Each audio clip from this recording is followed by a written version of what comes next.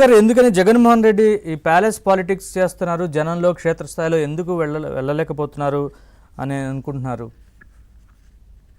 ప్రధానంగా 2-3 అంశాలు మనకి కనిపిస్తున్నాయి.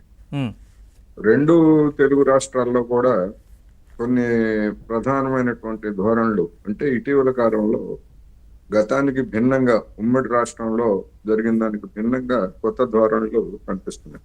ఉమ్, తెలంగాణలో మాజీ ముఖ్యమంత్రిగాను లేదా ప్రస్తుతం గుర్తింపు పొందినటువంటి ప్రతిపక్ష నాయకుడిగా ఉన్నటువంటి కేసీఆర్. కేసీఆర్ గారు ఫామ్ హౌస్ కి ఆయన పరిమితం అయ్యారు. ఉమ్, లేదా మధ్యలో ఎప్పుడన్నా కొంతమందిని పిలిపించుకొని నేను రాజకీయాల్లో ఉన్నాను అని చెప్పేసి చెప్పుకోవడానిక అన్నట్టుగా కొన్ని సమావేశాలు నడుపుతాం. ఆ సమావేశాలకు కూడా మీడియాని ఏమి అలౌ చేయరు. వాళ్ళే మేమేం మాట్లాడారు అనేటువంటిది వాళ్ళు చెప్పడం ఇవన్నీ కూడా మనం చూస్తున్నాం.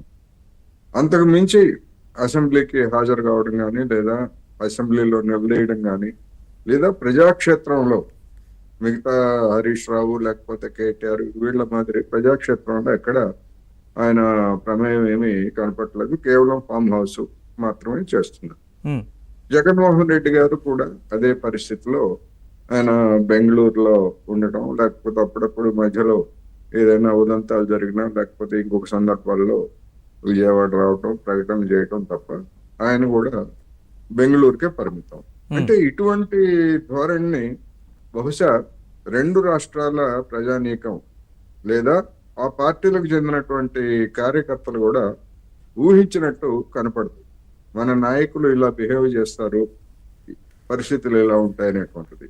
అందుకని ఇలాంటి నాయకుల పట్ల ఏ విధమైనటువంటి వైఖరిని తీసుకోవాలి రాబోయే ఎన్నికల్లో లేదా సమయం వచ్చినప్పుడు అనేటువంటిది కూడా జనాలు కార్యకర్తలు కూడా అందరూ ఆలోచిస్తారనేది నా అభిప్రాయం. ఒకవేళ ఆలోచించారనుకోండి, గుట్టిగా మా నాయకుడు ఏం చేసినా కరెక్టే, అసెంబ్లీకి వచ్చినా కరెక్టే, రాకపోయినా కరెక్టే, ఫామ్ హౌస్ లో ఉన్నా కరెక్టే అనేటువంటి గుడ్డి అభిమానంతో ఉండేటువంటి వాళ్ళు కొంతమంది ఉన్నట్లుగా కనిపిస్తాం 2 చోట్ల కూడా. ఉమ్, ఉమ్, అందుకనే వాళ్ళకి ఆ విధమైనటువంటి ధైర్యం వస్తూ ఉంది. మనం ఏ విధంగా ప్రవర్తించినప్పటికీ మనల్ని సమర్థించేటువంటి వాళ్ళు కొంతమంది ఉన్నారు.